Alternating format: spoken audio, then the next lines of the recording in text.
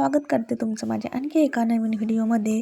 तर उशीर न करता व्हिडिओला सुरुवात करू। स्किप न करता पूर्ण बघा। आवडला तर नक्की लाईक कमेंट शेअर करा। चॅनलवर आपल्या आलाच तर सबस्क्राईब करून जा। तर आज आहे ना मस्त असं चुलीवर स्वयंपाकाला सुरुवात केलेली आहे। सगळ्यात अगोदर चहा नाश्ता करून घेतला इथं आणि मस्त आहे ना चुलीवर आता डिंगऱ्याची भाजी बनवायची आहे। तर इथं चुलीवर डिंगऱ्या शिजायला टाकलेले आहेत मी। फक्त पाण्यामध्ये स्वच्छ धुवून अशा उकडायला ठेवल्यात इथं। आणि आता मला मसाला पण बनवून घ्यायचा आहे डिंगऱ्यासाठी।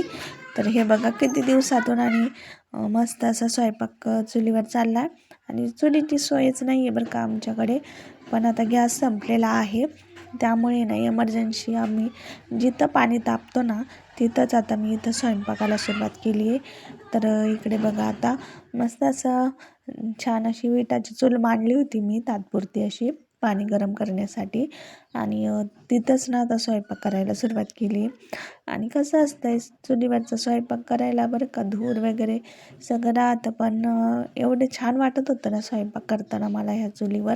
आणि मस्त वाटत होतं सगळं मोकळ्या हवेत मोकळ्या आपण घरामध्ये स्वयंपाक करतो ना, कोणी दिसतं तिथं ना कोणी काही नाही, आपलं एकटंच बसायचं स्वयंपाक करायचा। घरात कोणी येत जात नाही काही नाही, पण बाहेर कसं सगळे आजूबाजूला असतात अवतीभोवती लोक आणि आपण स्वयंपाक करताना ना खूप छान वाटतं। आणि तसं लहानपणीची आठवण झाली मला। लहानपणी पण असंच आई स्वयंपाक करायची, बाजूला सगळे आपण आजूबाजूला बसायचो वाट बघत। आणि संध्याकाळच्या स्वयंपाकाची तर वेगळीच गोष्ट असायची। संध्याकाळी खास करून आम्ही सगळेजण अवतीभोवती असं बसायचो आईच्या, आणि आई स्वयंपाक करत असायची। भाकरी कशी करती, भाजी कशी करती, अजून काय काय सगळ्या गोष्टीचं निरीक्षण आम्ही अगदी बारकाईने करत असायचो। आणि खूप छान वाटायचं बरं का त्यावेळी।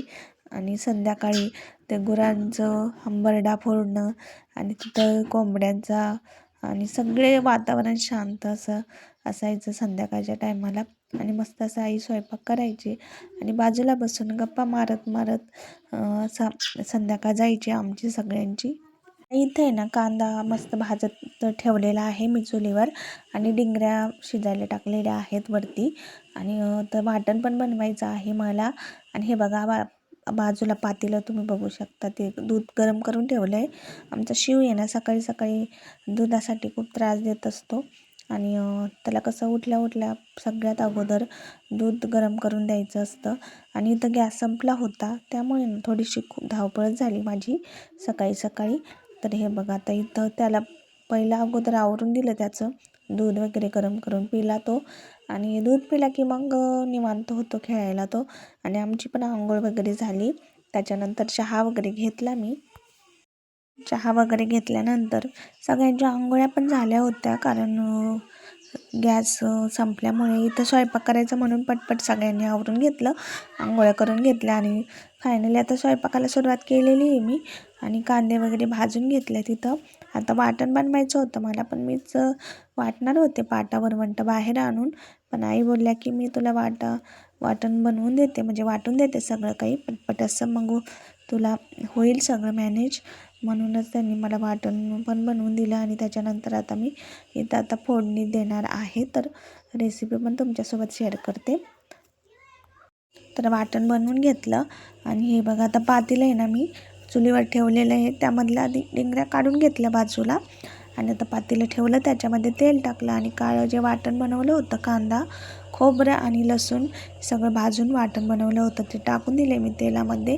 आणि छान असं परतून घेतलं, त्याच्यानंतर हळद टाकली त्याच्यामध्ये, आणि घरचा काळा मसाला, कांदा लसूण मसाला आणि लाल मिरची पावडर, असं सगळे मसाले मी याच्यामध्ये ॲड केलेले आहेत। आणि छान मिक्स करून घ्यायचं तेल सुटेपर्यंत, चवीनुसार मीठ टाकायचं त्याच्यामध्ये, आणि छान असं परतून घ्यायचं, एकजीव करून घ्यायचं सगळं वाटण। आणि तेल सुटेपर्यंत जर भाजून घेतलं ना व्यवस्थित, मग ते सगळं आपण जे वाटण आहे ते परतलं जातं व्यवस्थित, आणि छान चव येते त्याला। आणि परतल्यानंतर ज्या डिंगऱ्या आहेत त्या बाजूला काढल्या होत्या मी शिजवलेल्या, त्या त्याच्यामध्ये टाकून दिल्या तिथं, आणि छान असं मिक्स करून घ्यायचं। आणि जेवढी भाजी पाहिजे आपल्याला तेवढं पाणी टाकून घ्यायचं। आणि हे बघा किती छान भाजीचा कलर झाला आहे बघू शकता तुम्ही, आणि छान म्हणजे नाही का छान झाली होती चवीलासुद्धा.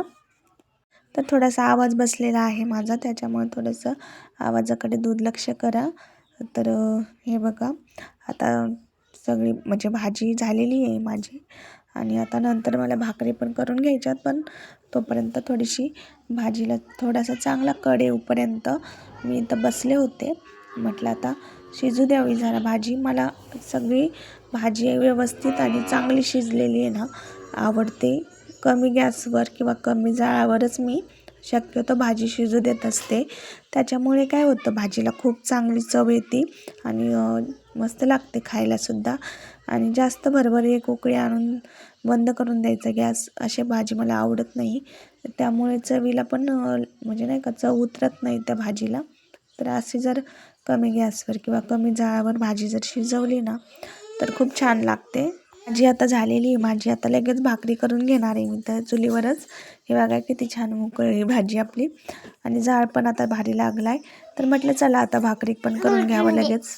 भाजी जर अगोदर करून घेतली ना चुलीवर तर जाळ चांगला लागलेला असतो आणि विस्तू पण पडतो, कारण आपल्याला भाकरी भाजायची असते खाली चुलीच्या. म्हणून मग अगोदर जर भाजी करून घेतली ना आणि व्यवस्थित असा विस्तू पडतो आणि जशी जशी भाकरी भाजेल तसं जसं ज्यांना भूक लागलेली असेल तर ते खाऊ पण शकतात. ह्या हिशोबाने अगोदर भाजी करून घेत असते मी. तर हे बघा आता बाजरीची भाकरी करायला घेतली मी. तवा ठेवला आहे चुलीवर आणि छान असं जाळ पण लावलं आहे, तर लाकडं पण लावले तर आणि थोडेसे आपण त्याच्यामध्ये थोडेसे छोटे छोटे काड्या पण टाकू शकतो. म्हणजे कसं कंटिन्युअसली जाळ चालतो, विजत नाही आणि धूर पण होत नाही शक्यतो. आणि हे बघा आता इथं पीठ मळून घेते आणि लगेचच आता भाकरी थापून घेणार आहे. बाजरीचं म्हणजे बाजरीची असो किंवा ज्वारीची भाकरी करताना कधी पण आहे ना छान असं पीठ मळून घ्यायचं असतं जरा वेळ.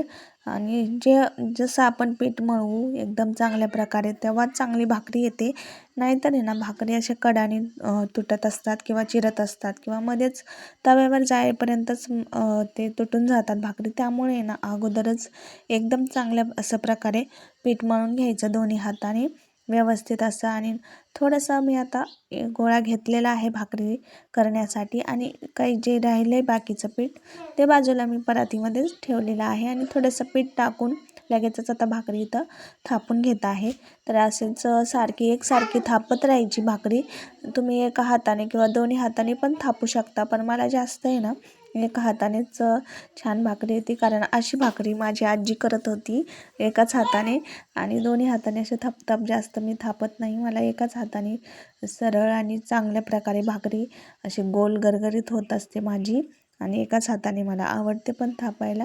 आणि थोडंसं कम्फर्टेबल पण असते मी एका हाताने भाकरी थापण्यासाठी, कारण ज्याच्या त्याच्या सवयीनुसार करत असतात.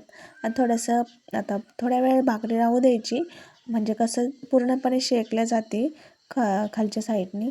आणि पाणी लावून घेतलं आहे त्याला आणि थोडीशी शेकू द्यायची आणि नंतर पलटून घ्यायची भाकरी.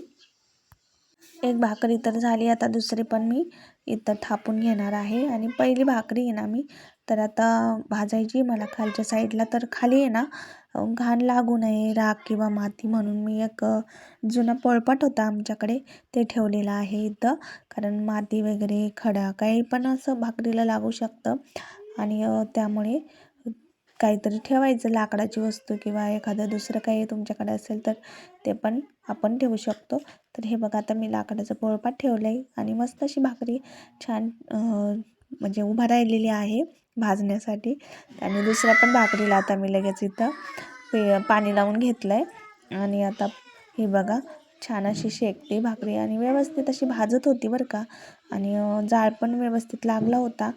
चूल एवढी पक्की नाही आहे, पण छान मस्त माझा स्वयंपाक झाला होता या चुलीवरती आणि त्याचं मला खरंच खूप विशेष वाटतं आहे.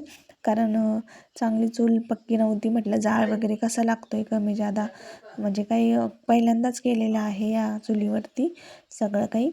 तर मस्त अशी भाकरी झाली होती आणि भाजी पण छान टेस्टी झाली होती चुलीवरची भाजी भाकरी. चवीला खूप छान लागते चुलीवरचं जेवण, त्यामुळं अधूनमधून आपण केलं पाहिजे, पण सोय नाही म्हणून जास्त आम्ही टाळतो चुलीवर बनवायला. पण आता सोय केली ना एकदा चुलीवरती, दिवसातनं म्हणजे सकाळी किंवा संध्याकाळी एकदा स्वयंपाक होईलच. तर मस्त असा चुलीवर स्वयंपाक बनवला आणि छान असं जेवण वगैरे केलं सर्वांनी. आणि आजचा हा व्हिडिओ एवढाच होता. आवडला असेल तर नक्की लाईक कमेंट शेअर करा. चॅनलवर जर नवीन असाल तर सबस्क्राईब करा.